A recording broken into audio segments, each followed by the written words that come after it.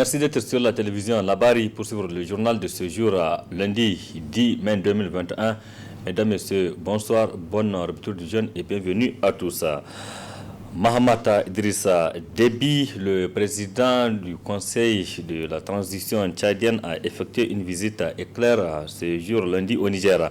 La coopération entre le Niger et le Tchad, la lutte contre le groupe terroriste dans le Sahel sont entre autres sujets au cœur des échanges entre le président de la République du Niger, Mohamed Bazoum, et son homologue tchadien, Mahamata Idrissa Déby. Précision dans cet élément. C'est une visite à double objectif que le président du Conseil militaire de transition du Tchad a officiellement effectué au Niger.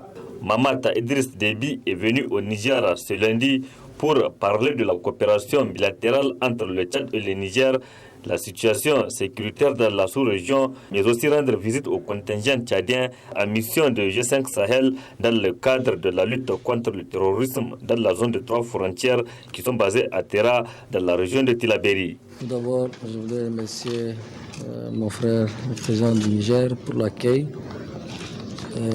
qu'il nous a fait. Et nous sommes venus ici pour affirmer notre amitié et pour remercier le président Bazoum pour tous les soutiens qu'il nous a fait depuis la mort du maréchal Allah Rahman. Et nous sommes venus aussi pour, comme vous le savez, nous avons une force ici au Niger, à Terra, le contingent du G5 Sahel.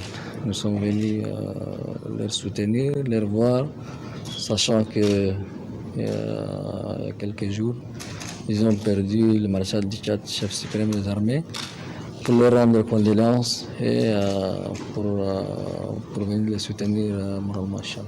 Mahamata Idrissa Déby, qui consacre ainsi sa première sortie officielle au Niger, a été accueilli au palais de la présidence par le président de la République, Mohamed Bazoum, avec qui il a longuement échangé en tête à tête. Mahamata Idrissa Déby a pris la tête du Conseil militaire de transition du Tchad après la mort de son père, le maréchal du Tchad, Idriss Déby, décédé le 20 avril dernier sur le front.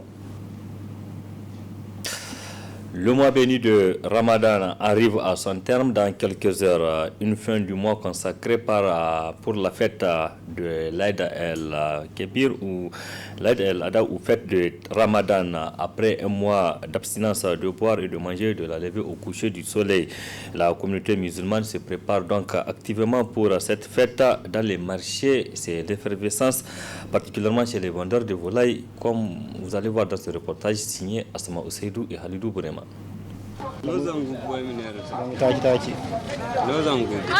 À moins de 48 heures de la fête de Ramadan ou l'Eid el-Fitr, l'ambiance va s'en plein dans les différents marchés de la capitale, à l'exemple du marché de Yantala ou marché Habtaïdi, particulièrement au niveau des vendeurs de volailles.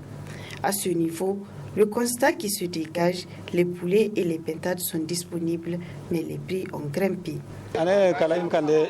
Il m'a demandé de payer les 2 poulets à 4500 francs. C'est cher car c'est au-dessus de mes moyens, raison pour laquelle je n'ai pas pu les acheter. J'ai payé ces pintades à 5000 francs l'unité, mais je trouve le prix un peu cher, qu'il ait au moins pitié des pauvres. Les revendeurs en ce moment se frottent les mains, même si cette année les pintades ont connu une hausse de prix de la source.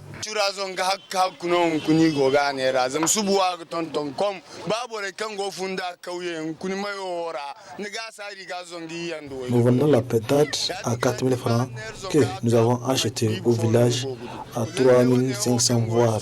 On gagne juste un bénéfice de 250 francs. Le poulet se vend à 3000 voire 3500 francs.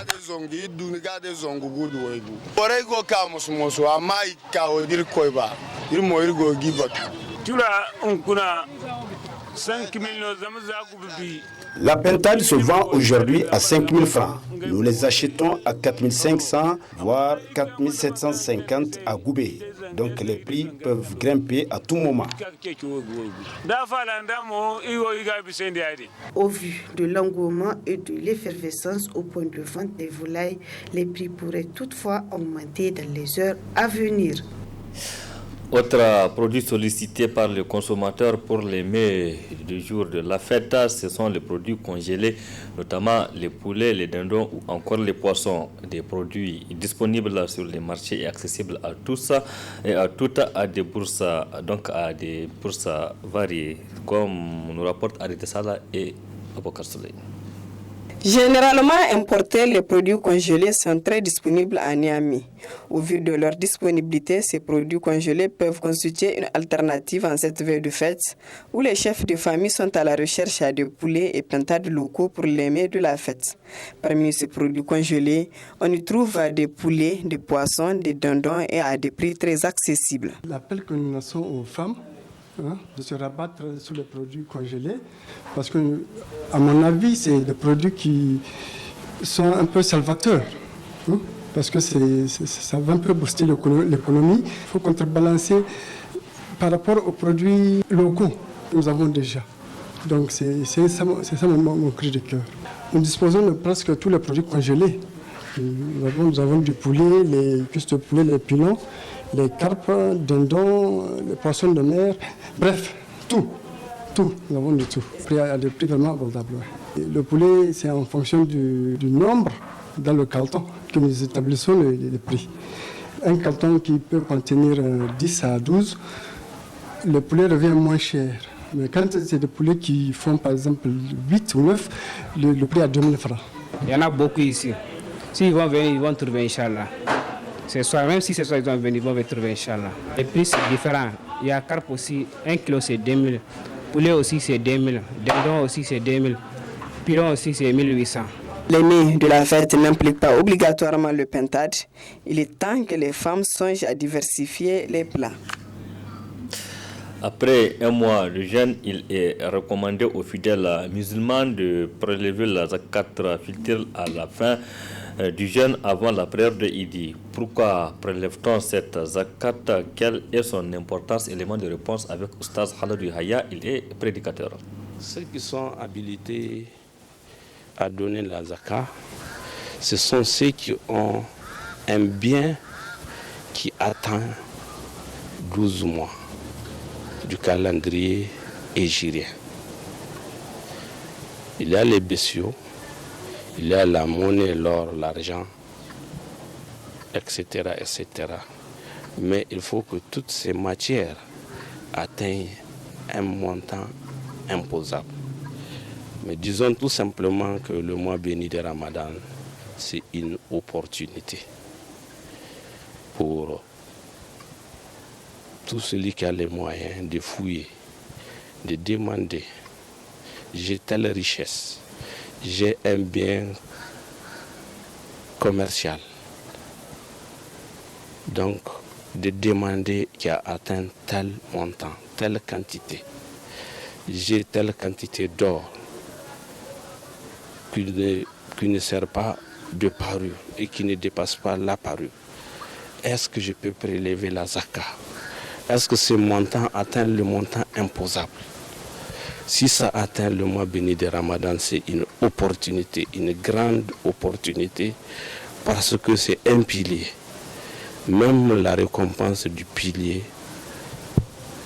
comme la prière pendant le mois béni de Ramadan, la zakat, le barème, est augmenté pendant le mois de Ramadan. Donc, c'est une opportunité pour amasser d'énormes récompenses, mais aussi d'être avantagé, de contribuer avec ces biens-là pour rapprocher les cœurs, les groupes, parce que la zakat, tout comme la zakat al-fitr, servent au rapprochement des classes, des groupes, des individus. Ça sert à l'apaisement, ça sert à créer l'amour, la solidarité, la compassion. chose de laquelle nous avons tant besoin et qu'on a intérêt à reconstituer. Mais il faut même d'ailleurs craindre d'empêcher ce droit tandis que je l'ai. Parce que Allah subhanahu wa ta'ala a donné un objectif à cela. Lutter contre la pauvreté, rapprocher les crades, ça va extirper les jeunes et ça va accroître la richesse, ça va sécuriser celui qui donne, ça va sécuriser les biens. C'est un projet social, économique, etc., de prévention de conflits. Ce qu'il faut retenir, la zakat, c'est un devoir. Et on le qualifie aussi de droit d'Allah. Il t'a donné la force, la possibilité de travailler, de chercher, de gagner, il t'a avantagé, il t'a gagné. Et il te dit de prélever. On parle de droit d'Allah. Mais qu'il a dit de remettre à certaines catégories de personnes. L'Institut nigérien d'enseignement technologique INET a organisé hier soir une rupture collective au profit du personnel enseignant et administratif de l'établissement. Une rupture a procédé des échanges entre les personnels et l'administration.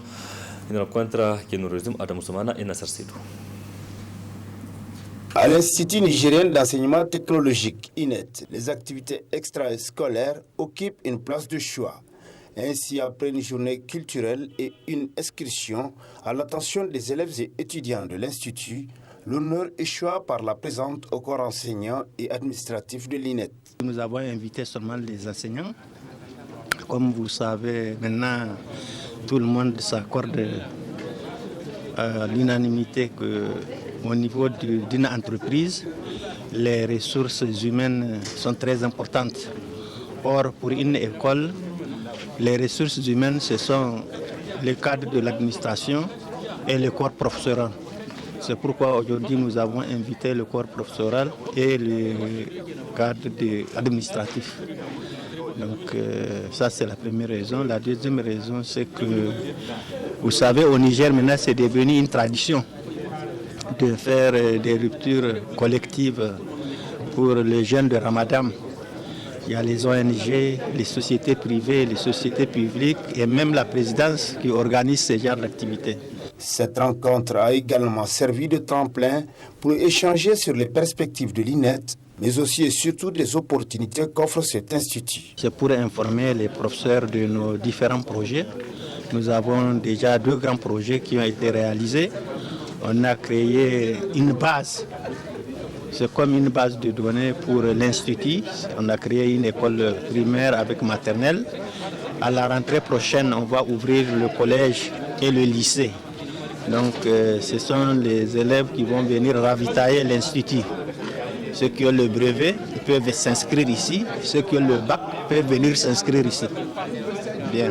Et on a profité aussi pour informer les enseignants qu'ils ont des réductions. Quand un enseignant inscrit son enfant ou son neveu à l'Institut, il a 50 000 francs de réduction.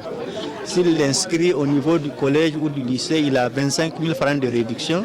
Et si c'est au primaire qu'il inscrit son enfant, il a 15 000 francs de réduction. Ce sont des avantages qu'on accorde uniquement à nos enseignants pour les motiver. Pour joindre l'utile à l'agréable, quoi de plus normal en ce mois béni de Ramadan que de se retrouver autour de différents mets pour la rupture de jeûne.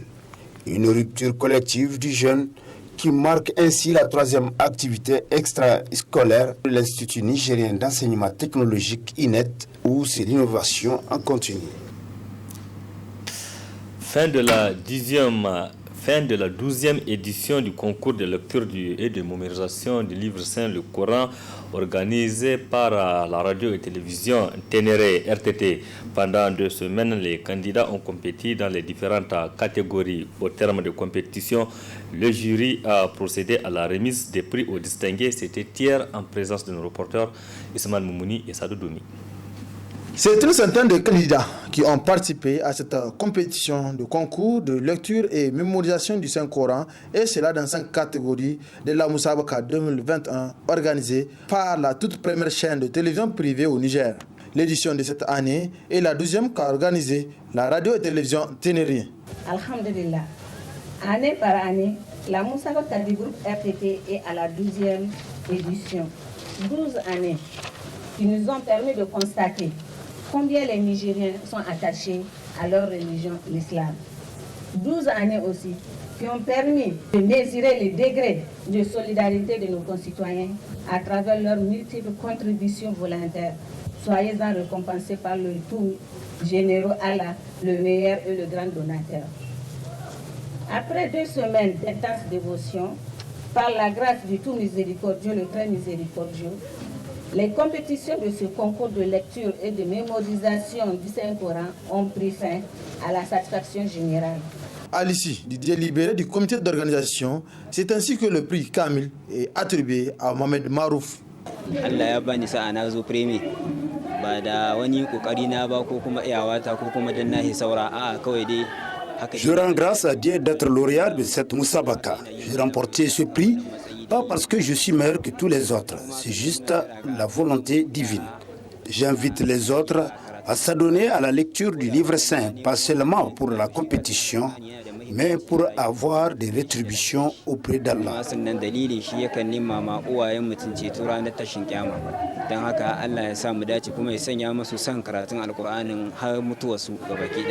La directrice du groupe de presse Ténéré a exprimé ses reconnaissances à tous ceux qui ont contribué au succès de la Moussabaka. Une fatiha a été prononcée pour le repos de l'âme de ceux qui nous ont dévancés, parmi lesquels figure Cheikh Djabiri Ismaël. Félicitations aux heureux gagnants et vivement la 13e édition Ismaël Moumouni. En ce jour en Terre Sainte, à la Mecca, pour les rites de la Oumra, les pèlerins du consortium d'agence de voyage, Saoudi Voyage, Ambali Voyage et Baitul Salam ont prié la nuit de l'Aïtul Qadari, correspondant à la 27e nuit du mois béni de Ramadan à la grande mosquée de la Mecca. Précision dans cet élément. Nous sommes dans la nuit du samedi à dimanche 9 mai 2021, correspondant à la 27e nuit du mois béni de Ramadan. Les pèlerins nigériens du consortium d'agences Hambali Voyage, Saouki et Baitul Islam sont à la grande mosquée de la Mecque pour les prières de recherche de Laylatul Qadr ou la nuit du destin.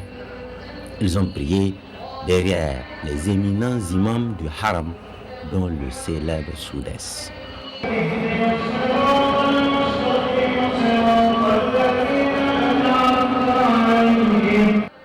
Hakika matkara ndia nkuna nganogati girgwara kikende iyanta me haw hando albarkantawo kan agogge bay karra yemile igila sabu lailatul qadar kinai la irgir ko subhanahu wa ta'ala ngare irko mata irse irko mirka be hajjomo kini berino irko hinonda ngaga bora chino aina ba funandi matkaga himanda irko jingarado da lokaci inna file inna kiyamuleno te irko hinonda ngaga bora bani. Justement, entre les prières, les pèlerins dans leur chambre sont comme à la maison. Les repas sont servis, le fameux thé se prépare et le Wi-Fi de l'hôtel permet une connexion permanente et donc de rester en contact avec la famille et les amis. Les pèlerins du consortium d'agences ne se plaignent pas du tout, loin s'en faut.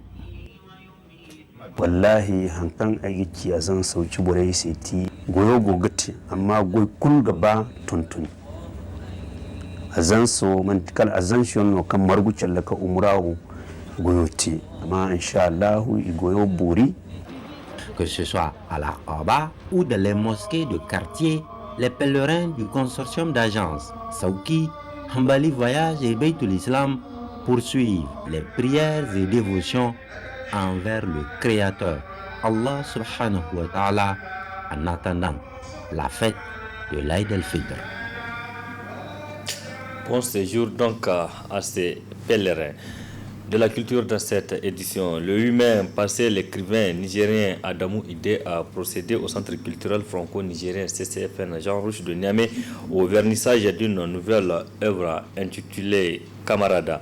Camarada, c'est un roman à travers lequel l'auteur Adamou Idé pose une grande interrogation, celle de savoir pourquoi la corruption persiste au Niger et au devenir et donc son devenir du fait de la pratique de ce phénomène social.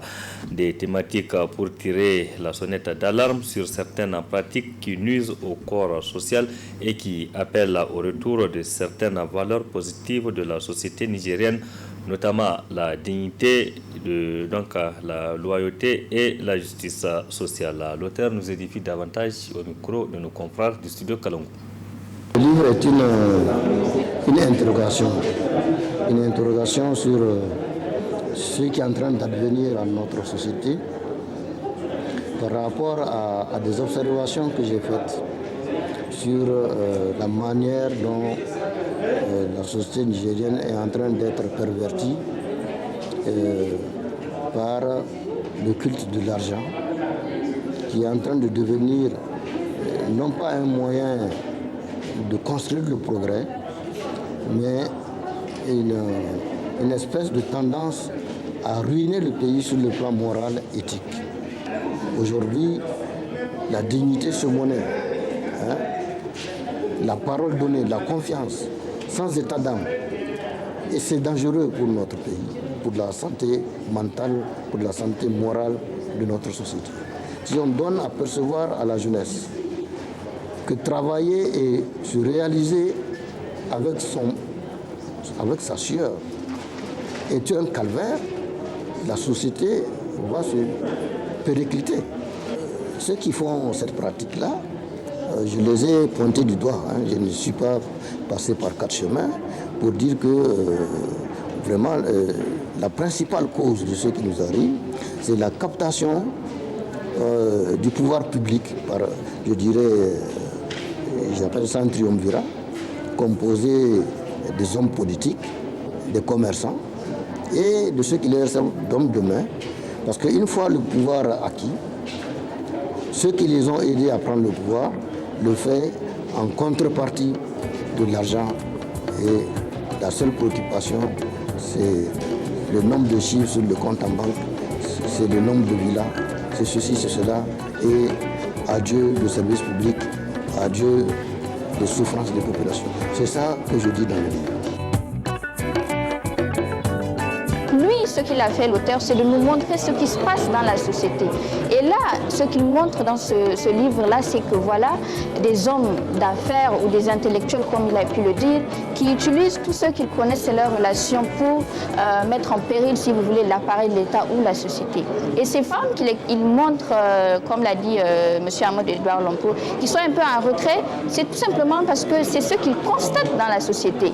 Aujourd'hui, combien de femmes sont à des postes de haut niveau? C'est vrai que ça avance, petit à petit les choses avancent, mais depuis la conférence nationale où les femmes ont marché, l'époque de la conférence où les femmes ont marché, combien de femmes sont à des postes de responsabilité? Adamou Idé n'a fait que ressortir ce qu'il y a dans cette société, la place qu'on lui donne à la femme et surtout, en fait, tout le travail et le trajet qui reste à faire pour que la femme puisse avoir des droits, pour que la société nigérienne soit une société égalitaire et équitable. Voilà, point final de cette édition. Merci à vous de l'avoir suivi. Restez en compagnie du programme de la télévision Labari. Excellente nuit à toutes et à tous. Bon début de semaine. Au revoir.